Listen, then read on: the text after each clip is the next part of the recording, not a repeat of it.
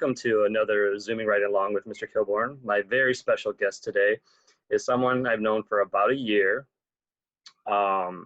She is a wonderful person. She's a piece of art, a beautiful piece of art inside and out. Anybody have any guesses? That's right, it's Mrs. Llewellyn. Hi, Mrs. Llewellyn, how are you? Good. Hi, Mr. Kilborn. How are you doing? I'm good. My first question is always, how are you feeling about this interview? Of course, a little bit nervous, but excited. Awesome. Where are you at right now? I am in my dining room. Pretty quiet. My birds are a little chirping right now. All of my animals are in another room. They've been showing up here and there lately, so That was smart. I put them into another room. Let's talk about you a little bit more. Where are you from? So I'm from Traverse City, Oh, right up north. So born and raised there, and then moved down here probably like 12 years ago when I met my husband, Mr. Llewellyn. very cool. So I don't know that much about you. So this is I seem very surprised about like everything you say because I don't know it. So this is going to be exciting for me too. So like Traverse City, I had no idea. So that's awesome. So tell us about your family then. So there's Mr. Llewellyn, and then Sadie, who's in Mrs. Sakalian's class in 5th grade, and then Rowan is in Mrs. Kramer's class, and she is 6. Awesome, awesome. Is your family still in Traverse City? Yes. My family's still up there, so it's nice. So we get to go and visit and have excuses to go up there and enjoy the bay and whatnot. Yeah, I love it up there. It's awesome. What was your first job? So my first job, I worked for my parents' real estate office as their secretary for a couple summers. So I'd like answer phone calls and set up appointments and feed the goldfish and stuff like that. But my real first job, like not with my parents, was at a coffee shop, and I worked there for like 11 years in Waterford. It's called LA Cafe. They're great. You should check it out. Yeah, I've been there before. Many years ago, I used to live in Waterford, so I stopped by there every once in a while. Why did you become a teacher?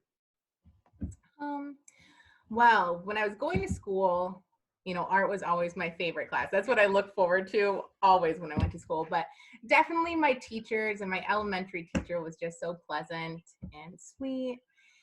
And she showed me that I could do all these amazing things that I had no idea that I could even do. And maybe I became a teacher for selfish reasons, and I wanted to see my students, be like, what? I can do that too. So I get to see that a lot at Auburn, and it makes my heart warm. So how long have you been doing this? This is my 2nd year of teaching and my 1st year at Auburn, and I'm so happy. I feel like I found my home. We're happy to have you for sure. You talked about a teacher that inspired you. Tell me a little bit more about that. Well, I've had a lot of teachers, art teachers and, non-art teachers, homeroom teachers, but probably my most inspiring teacher was Miss Peoples, and she was my high school art teacher, and she was just so inviting and just made an atmosphere in the room where you felt like you belonged, and, and very encouraging, and I wanted to be like her. Does she know what you do now? She doesn't. I've tried to reach out and find her, and I'm sure she's been retired forever, but I've definitely looked for her a couple times. Yeah. Maybe one day. I've had a few teachers that I've become Facebook friends that and that's like, but that's the other part of it. And are they on Facebook? Those sorts of things. I never do her first name, so no. Tell me something about you that people would be surprised that you're great at. Oh my goodness. Gardening? Yeah. That's a good one. I know. I have a big garden. I love gardening. Why don't you show some of your gardening right now? Oh, so the girls and I have been getting ready to plant this in the garden come like May 13th, I believe. Somewhere around Mother's Day is when we'll put them in the ground, but they're doing good. I have to transplant them into bigger little holders, but they're my little babies right now. This is a brand new question. You're the first one to get this one. What would you tell your elementary self? Something, if you could go back and tell them something, Uh, or tell you something. oh, just to keep on trying your best, and you'll get exactly where you're supposed to be, and be authentic to yourself and believe in yourself. That's a really good one. I like that a lot. Um, if you weren't a teacher, what would you be?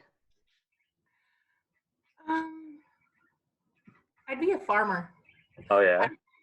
I think I would, like with sheep, everything. We have chickens and a duck, so I like to pretend sometimes I'm a full out farmer. So I think I might go that That route.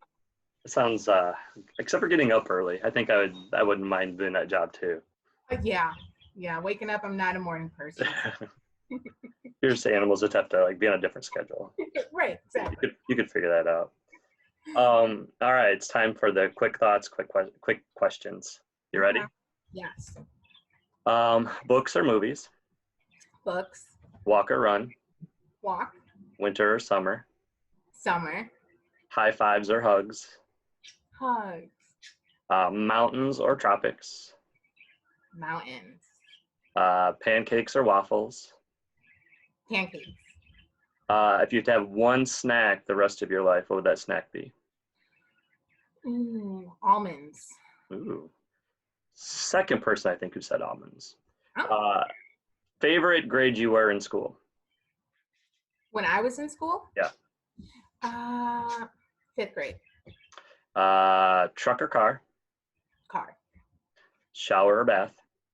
Shower. Favorite physical activity?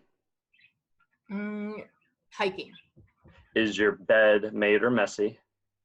Always made. Awesome. I love that. Is a hot dog a sandwich? No. That was a very definitive version. I've had some him and haws, but that was very definitive. Do you know how to swim? Yes. Grocery bags, paper or plastic? Paper. Chocolate or vanilla? Chocolate? Did you watch Friends? I didn't. Oh, good, because then if I ask you this question, you would know the answer. So I won't ask you that question. Pizza or pasta? Pizza. Coffee or tea? Coffee? Ooh, lots of props today. Food you had to eat when you were a kid that you're glad you don't have to eat anymore? Oh, tuna casserole. Yeah. No bueno. Yeah. Liver and onions and tuna casserole always seemed to be a thing in like when I was growing up, and like I don't know why. No. Because everybody always argued about it. So, Yeah. Would you rather live in a zoo or a museum? Museum. Oh, that's a surprise. What if you were a farmer? Would you have said zoo at that point? No. Or would it be, I just live in a zoo museum? Ooh. We can work that out. Least favorite chore? Folding the laundry. Laundry's a big one. Yeah. Laundry and dishes, always. The folding part of laundry. I could do the other part. I'm fine with that. Separating and throwing in the machine. Yeah. I don't mind folding it. It's putting it all away. So. Yeah. Laundry baskets seem to be the drawers a lot in our house. So. Yeah. Favorite kind of music? Indie. Is there something you inherited from your parents that you use as a parent now? Yes, patience and kindness. That's awesome. Vegetables or fruit? Veggies. All right, we'll do one more. Let's see. Besides the kids and staff, what do you miss most about school? I miss them both. My routine was every day when I got to school and first walked into my room, I unloaded the drawing rack. So I would see all the artwork that was made the day before. And I miss that a lot, just admiring all the students' artwork and putting it away before they got into the class. And so I miss that. Oh, it's a good answer. For sure. All right. So our last question. Mhm. It's not even a question, but what would you like to say to the kiddos? That I miss you dearly. I hope you are finding fun things to do and getting outside and just admiring the outdoors because it's an art piece in itself. And I miss you and I can't wait to see you soon. Ms. Lalonde, thanks for zooming along with me today. Yeah, thank you, Mr. Kilborn, for having me. Thank you. See you soon. Bye.